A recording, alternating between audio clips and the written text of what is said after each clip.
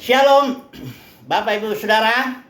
Kita melanjutkan studi kita kristalisasi masih di kitab Hakim-Hakim.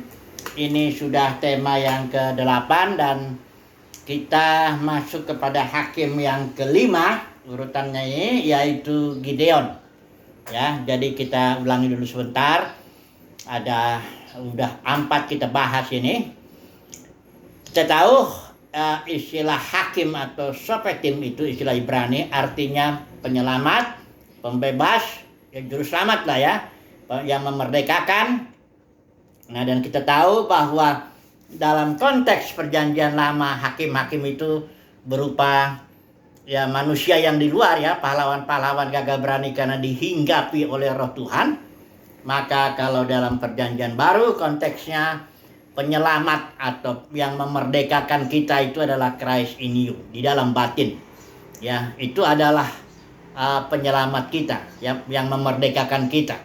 Yesus bilang, apabila aku anak itu memerdekakan kau, maka engkau pun akan benar-benar merdeka. Jadi, tapi ada beberapa hakim-hakim yang kita akan melihat nanti aspek-aspeknya, kita belajar ya dari Christ in you itu. Kita lihat dari hakim-hakim cerita-cerita ini yang luaran. Kalau dalam Otniel kita melihat roh yang menghinggapi, karena dalam hakim-hakim itu roh itu hanya sesekali tidak diam dia di situ ya. Kadang dia bisa meninggalkannya, kayak dalam kasus Simpson juga itu ditinggalkan oleh roh itu yang menghinggapinya ya. Sehingga Simpson kembali menjadi manusia biasa. Dan juga karakter orang yang dipakai Tuhan dalam kitab hakim-hakim itu ya tidaklah langsung berubah seperti itu. Tapi kalau dalam batin kita, itu rohnya life-giving spirit, roh pemberi hayat yang tinggal terus di dalam batin kita. Ya, untuk dia memberikan terus hayat itu. Artinya, kalau Ehud itu dia dengan pedang roh itu, dia firman Tuhan. Dia tusuk itu si Eglon, yaitu orang gendut itu tusuk. Jadi dalam kasus Eglon kita bisa kasus Ehud kita bisa belajar bagaimana firman Tuhan yang dalam batin kita ini, pengurapan itu bisa menusuk Eglon atau musuh-musuh kita. Kemudian Samgar, kita sudah belajar itu. Samgar ini seorang yang katakanlah unprofesional, seorang amatiran lah, karena dia petani, dia memukul orang Filistin dengan tongkat penghalau lembu. Itu ada berapa? 600 ya. Dan dalam kasus Samgar kita tahu bahwa artinya kalau kita mau penyelamat ini, kita bukan berarti harus profesional, sekolah teologi atau nggak harus begitu ya. Apalagi sekarang dalam kekristenan punya jabatan, punya begini, pokoknya bukan profesional lah. Artinya justru yang tidak profesional itu yang sering kali penyelamat ya. Kasus Daud juga ya, Saul ketika dia menghadapi Goliat itu, Saul dengan keprofesionalannya takut dia menghadapi Goliat ya. Sementara Daud hanya dengan modal ketapel itu ya. Kemudian Deborah, kita sudah belajar juga ini firman nubuat khususnya ya. Ini yang memerdekakan, karena di situ Deborah bernubuat, panggil itu Barak sebagainya. Akhirnya ceritanya selesailah dia menghantam Sisera waktu itu ya. Nah, yang sekarang ini kita masuk Gideon itu, kita bisa pakai satu istilah proses untuk mengenal bagaimana Gideon memerdekakan orang Israel dari tangan Midian. Ini biasa ini ya, setelah mati itu Deborah aman 40 tahun negeri itu. Kemudian orang Israel, pasal 6 ini ya, Hakim-Hakim 6-7-8 ini cerita tentang Gideon. Barangkali kita 2 kali tema ini. Tetapi orang Israel melakukan apa yang jahat di mata Tuhan. Sebab itu Tuhan menyerahkan mereka ke dalam tangan orang Midian 7 tahun lamanya. Jadi orang ini caranya, orang Midian dan orang-orang ini datangnya itu pada waktu Israel itu menuai ya. Jadi dibikin melarat lah Israel itu selama 7 tahun lamanya. Kemudian seperti biasa Israel berseru. Kemudian Tuhan mengutus seorang nabi, nggak disebut di sini nabinya siapa, ayat 7. Ya, ditegur dulu lah ya. Kemudian setelah itu Tuhan pilih orang yang mau melaluinya, Tuhan mau bebaskan Israel dari tangan Midian. Nah, di sini dipilih adalah Gideon dari suku Manasye. Nah, ini ceritanya ini nggak usah kita baca, pendeknya begini. Gideon ini diproses untuk bisa menjadi percaya ya. Bahwa karena di sini Tuhan datang, engkau pahlawan yang gagah berani katanya. Itu ayat 12 bilang ya. Tuhan menyertai engkau. Itu sebabnya engkau disebut pahlawan yang gagah berani. Bukan karena Gideon apa adanya Gideon ya, tapi ini Gideon ini terbiasa dia melihat kepada dirinya. Tuhan katanya, dia protes, dia bilang ini bagaimana mungkin ini, aku suku Manasye, aku paling muda dan sebagainya lah, diceritakan begitu. Biasa ini, dan ini orang yang kayak begini yang memandang kepada dirinya perlu diproses ya. Tuhan bilang lepaskan itu pergi dengan kekuatanmu, dengan catatan aku kan menyertai engkau. Itu apanya? Kuncinya, kata kuncinya menyertai. Tuhan menyertai engkau, karena itu engkau bisa menghantam orang Midian itu. Jadi jangan engkau melihat kepada dirimu. Kemudian karena Gideon ini memang orang yang tidak mudah juga percaya, dia bikin percobaan, guntingan bulu itu dia bikin ini, tolong Tuhan kalau emang benar kau yang mengutus, ini dikasih basah, di sini kering, dan sebaliknya di sini kering, di sini basah, ya gitu. Setelah itu barulah Gideon ayat 24, udah percaya Gideon, lalu Gideon mendirikan mezbah di sana bagi Tuhan dan menamainya Tuhan itu keselamatan. Ya, jadi selesailah Tuhan. Bukan berarti dia selesai memproses Gideon, karena ini ada Gideon ini bisa kita lihat kehidupannya ada dua lah ya. Setelah dia selesai yang pertama, dia menghantam nanti Midian. Kemudian ada berikutnya lagi ketika Israel meminta kepada Gideon, engkaulah yang menjadi raja ya. Ini besok ini kita bahas, engkau menjadi raja, engkau dan anak-anakmu apa semuanya, tapi Gideon menolak. Dan akhirnya Gideon membuat effort itu, dia minta emas dan sebagainya, bikin effort baju imam itu. Nah, di situ Israel menyembah berhala lagi. Dan kemudian terjadi malapetaka yang ngeri sekali ya. Gideon punya anak 70, anak kandung karena banyak istrinya. Dan ada satu anaknya dari gundik itu Abimelek. Dan Abimelek ini membunuh semua yang 70 itu. Dan akhirnya ya terjadi malapetaka lah dalam ini ngeri sekali. Besok itu kita bahas. Tapi yang ini dulu ya. Pendeknya Gideon sudah diproses sampai tingkat dia membangun mezbah dan menamainya Tuhan itu keselamatan. Selesai dulu ya. Oke, setelah itu kita masuk kepada timnya Gideon untuk membebaskan Israel dari tangan Midian ya. Timnya ini juga perlu diproses karena tema kita ini sebenarnya ya, suatu pemahaman bahwa our God is the God of process. Tidak ada yang instan, nggak ada. Tuhan ketika menciptakan langit, misalnya tumbuh-tumbuhan, itu ada proses pertumbuhan. Menciptakan tubuh manusia juga pertumbuhan. Binatang juga semua pertumbuhan, ya. Tidak ada yang simsalabim begitu ya. Tuhan selalu. Ketika Tuhan menciptakan Adam Hawa taruh di Taman Eden, nah banyak orang nggak ngerti. Disangka Tuhan kita itu Tuhan instan. Kan dalam Kejadian 1 ayat 26-28 tuh di situ Tuhan bilang, baiklah kita menjadikan manusia serupa segambar dengan kita. Di satu. Supaya mereka berkuasa atas segala sesuatu. Itu rencananya.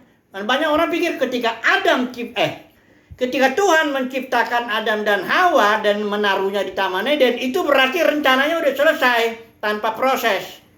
Padahal Adam dan Hawa itu kan banding aja rencananya. Serupa dan segambar dengan kita. Adam itu belum serupa segambar, dia itu masih dalam kondisi innocence. Jahat tidak, kudus tidak. Dan dia harus diproses dengan dua pohon itu. Dua-duanya mesti dimakan sama Adam untuk satu proses. Kita sudah bahas Roma 8 ayat 19-21. Kejatuhan Adam itu bagian dari proses Tuhan. Kemudian Adam dan Hawa juga, ya Adam belum tahu yang baik dan jahat. Dia harus tahu dulu yang baik dan jahat dan makan pohon itu, dan juga harus makan pohon kehidupan. Yesus ya, itu simbol Yesus itu ya. Jadi masih proses berabad-abad Tuhan sampai nanti Bapa menjadi semua dalam semua, itu semua manusia menjadi serupa segambar dengan Dia. Ya. Kemudian Adam juga disuruh menaklukkan segala sesuatu. Nah, dia belum kok, masih disuruh menaklukkan bumi Taman Eden dulu, kecil dulu. Tuhan itu selalu gitu, mulai yang kecil. Taman dulu, kau taklukkan dulu ini. Dikasih Tuhan kasih si pencoba itu, si ular ya, setan itu ya. Jadi Adam itu belum jadi. Ketika Adam dan Hawa di Taman Eden belum jadi rencana Tuhan. Banyak orang pikir dia sudah segambar serupa, bagaimana? Kalau dia segambar serupa masa jatuh lagi? Gimana sih? Ya. Karena nggak paham bahwa our God is the God of process. Tidak pernah Tuhan melakukan tindakan itu sekaligus, ya. Selalu proses. Bahkan ketika Yesus datang, jika biji gandum tidak jatuh ke tanah dan mati, itu proses tuh, ya. Dia tetap satu. Tapi kalau dia nanti mati, dia jadi menghasilkan banyak, kan proses. Ya, yang instan itu cuma ada mie, super mie. Itu pun, maka kalau instan jangan sering dimakan. Oke, sekarang kita lihat tim ini diproses. Intinya begini. Gideon langsung gerakan orang, ada 32.000 orang Israel ikut Gideon. Tuhan bilang, ini terlalu banyak ini. 32.000. Nanti kalau orang Israel jadi bermegah. Ngerasa ini saya membebaskan diri saya dan sebagainya.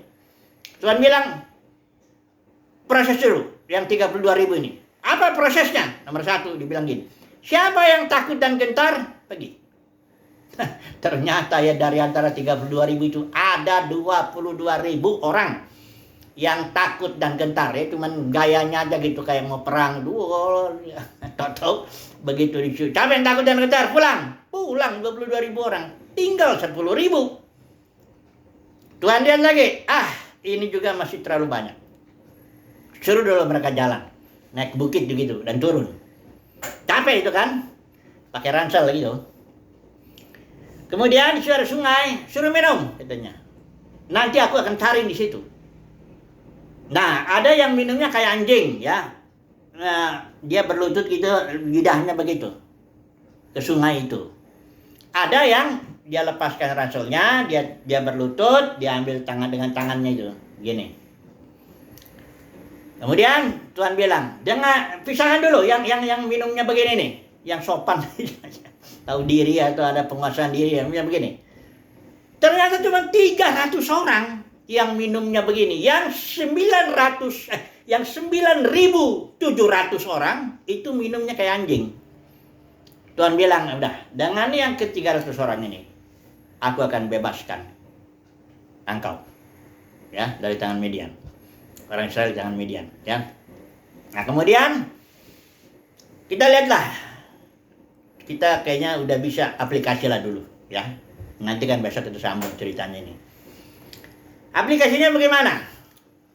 Tetap penyelamat kita, sopetim kita itu di dalam batin. Christ in you, the hope of glory. Dalam batinlah penyelamat kita itu. Di dalam batinlah firman Tuhan yang membebaskan itu, memerdekakan, ya, kita daripada perbudakan itu, ya. Nah, sekarang kita melihat kasus Gideon, bahwa Christ in you, walaupun Kristus dalam batin, tetap ada prosesnya. Nah, itu, ya. Proses itu harus, kalau enggak Christ in you-nya hanya dari pengetahuan otak jadinya. Misalnya ada orang bilang, Christ in you itulah penyelamatmu. Oh iya. Ya, itu baru pemahaman, pengertian di kepala. Engkau harus mengalami proses dulu supaya Christ in you itu betul-betul memang jadi realita, ya, dalam kehidupan sehari-hari emang benar. Dia itu yang membimbing dan memimpin, ya. Kalau nanti misalnya nggak diproses, nanti walaupun dia tahu Christ in you itu penyelamat, tapi nanti dia minta pertolongannya keluar. Kalau sakit dari dokter, ini nggak salah maksud saya, tapi dia nggak mikir-mikir di dalam ini. Kalau ada masalah curhatnya ke sana, kalau ada ini, semuanya di luarnya. Kalau mau kebaktian, enak di sana, di sini.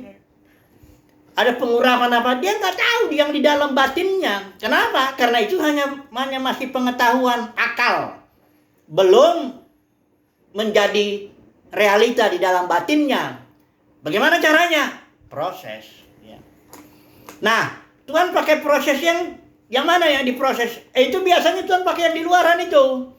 Prosesnya bisa lewat keluarga, bisa lewat pekerjaan, bisa lewat penyakitnya dia, bisa lewat ekonomi, bisa macam-macam yang di luar itu. Itu merupakan proses membentuk Christ in you, sehingga kita benar-benar hidup di dalam Kristus. Bersandar kepada Kristus. Percaya bahwa Kristus itulah penyelamat kita yang dalam batin ini. Setelah kita diproses dulu. Ya harus dihajar, dibentuk. Nah, nggak bisa kalau nggak diproses ya.